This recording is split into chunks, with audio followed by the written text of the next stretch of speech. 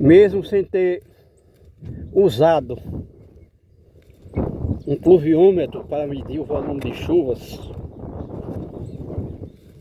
nessa área em 2025, nós que já estamos há mais de 30 anos fazendo esse trabalho de pesquisa, temos já o conhecimento e a convicção de que aqui caiu entre 100 e 100 milímetros de chuva, 100 e 120 milímetros de chuva em 2025 de janeiro até agora, por conta do aspecto das plantas. E se não tivesse caído chuva esse ano aqui em 2025, não existiriam essas plantas que nós estamos vendo aí, essas plantas rasteiras verdes. Porque são plantas de pequeno ciclo de vida, que todo ano nasce com as primeiras chuvas, secam e morrem com 180 dias de vida. Essas plantas que a gente chama de relva, gramíneas, que é chamada de pasto do gado. E a gente tem até uma música que diz: Mandacaru, quando florar na seca, é sinal que a chuva chega no sertão. Esse mandacaru, que aqui é chamado de cardeiro, já botou flores com as chuvas de 2025, e algumas plantas, flores não vingaram, não se transformaram em frutos, secaram, morreram, porque a quantidade de chuva não foi suficiente para manter a umidade do solo, para que o cardeiro, o mandacaru, pudesse colher água para alimentar seu corpo e se reproduzir. Então, apesar de ter chovido, não foi suficiente para que o cardeiro botasse flores que se transformasse em frutos. E o maribondo está aqui já querendo descobrir se já tem frutos para ele comer. E na realidade essas flores não vão se converter em frutos, porque o volume de chuva que está caindo aqui não é suficiente para segurar a umidade desse solo, que a gente vê que é um solo descoberto, onde o gado vem, principalmente o gado bovino, se não há centenas de anos, mas pelo menos há 200 anos, aqui nesse mesmo ambiente, nessa vegetação temporária. O que a gente vê aqui de vegetação perene é o juazeiro, que o homem deixa aqui por vários motivos. Primeiro, porque ele faz uma sombra. Incrivelmente esse aí está pelado. As folhas estão caindo. Se não é doença, é algum inseto, gafanhoto, que está comendo as suas folhas e botando frutos que não vão amadurecer, porque se não tem folhas, não processa a fotossíntese, e o juazeiro não consegue sobreviver sem esse processo de fotossíntese. A gente vê que os frutos estão ainda verdes, pequenininhos, e não vão amadurecer porque está faltando folhas.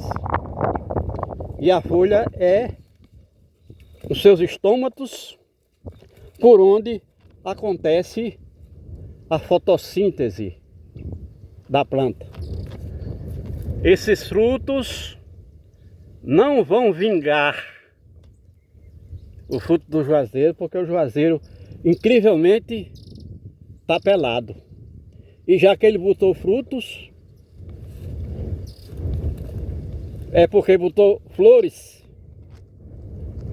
E quando brotou flores, é porque existia folhas, que agora não existe, está sendo consumida por algum processo, não se sabe que climático, mas provavelmente por algum inseto que a gente não está vendo, que comeu as folhas utilizou as folhas do juazeiro como alimento. E agora, já que nós falamos em folha, o mais incrível disso tudo é que existe apenas um tipo de gado que come as folhas do juazeiro. E aqui o juazeiro é muito abundante porque o juazeiro é planta de cerrado nordestino. E adiantamos que ele não nasce na caatinga. O juazeiro, porque ele é uma planta de grande porte. E na caatinga do sertão, que não é aqui, aqui é o agreste, é zona de cerrado.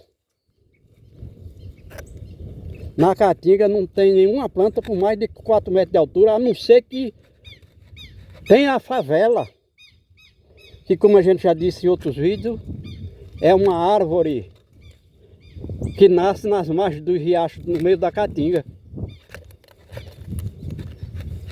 que pode chegar a 15 metros de altura.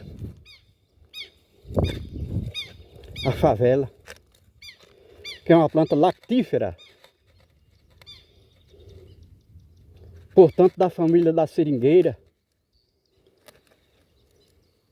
A madeira da favela é imprestável para qualquer utilidade,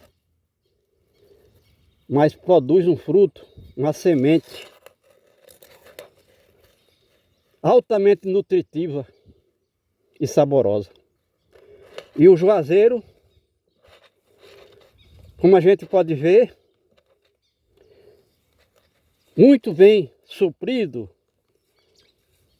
de galhos. A gente vê vários galhos nascendo a partir do tronco. Essa madeira é imprestável para a estaca de cerca, imprestável para a carpintaria. E esse é mais um motivo pelo qual o homem não destruiu, não queimou aqui todas essas plantas de juazeiro, porque também não presta para fazer lenha e nem carvão. Então são vários motivos que o homem foi obrigado, forçado a não cortar o juazeiro e botar no fogo. Não é madeira, não é lenha, não é madeira boa para nada, não é lenha, não presta para carvão, mas normalmente passa a maior parte do ano enfolhado fazendo sombra para abrigar o gado do sol intenso nessa área. Mas incrivelmente, como a gente viu, o juazeiro está sofrendo uma perda de folhas, apesar de estar com os frutos brotando aí nesse momento. Não temos certeza se é insetos ou se é um problema climático, que a gente sabe que com essa mudança climática que está acontecendo aqui por conta do aquecimento global, 40% das plantas que existem, principalmente aqui no Nordeste, vão desaparecer.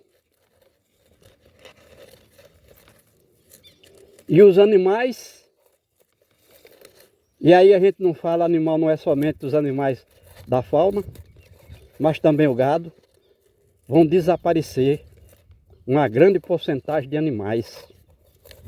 Nós podemos dar um exemplo, que para criar galinha, galináceo, que aqui é muito comum nas granjas, nessa área do Nordeste em 10 anos, é preciso que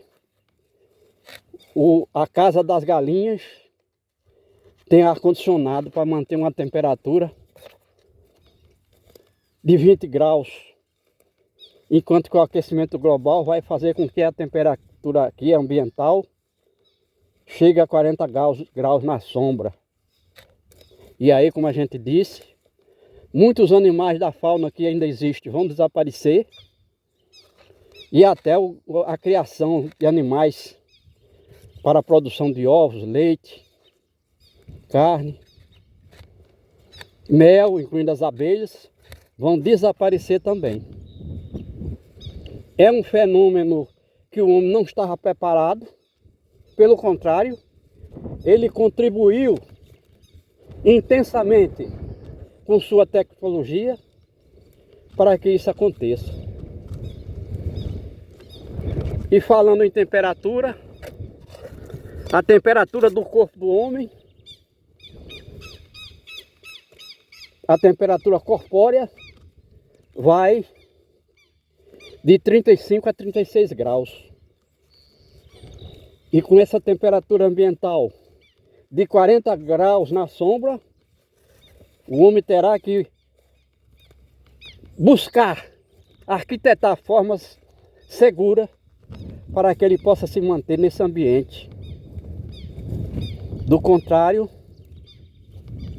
será a extinção da espécie humana por conta desses fenômenos que têm consequências diversas, como por exemplo a água doce no estado sólido, nas geleiras, nos polos norte e no polo sul, vai ser dissolvida pelo calor, como é o caso da Antártida. Vai dissolver essa água doce, que representa hoje mais de 70% da água doce da Terra, no estado sólido, vai se incorporar à água salgada dos oceanos. E nós somos seres vivos de água doce. Comemos, bebemos e respiramos água doce.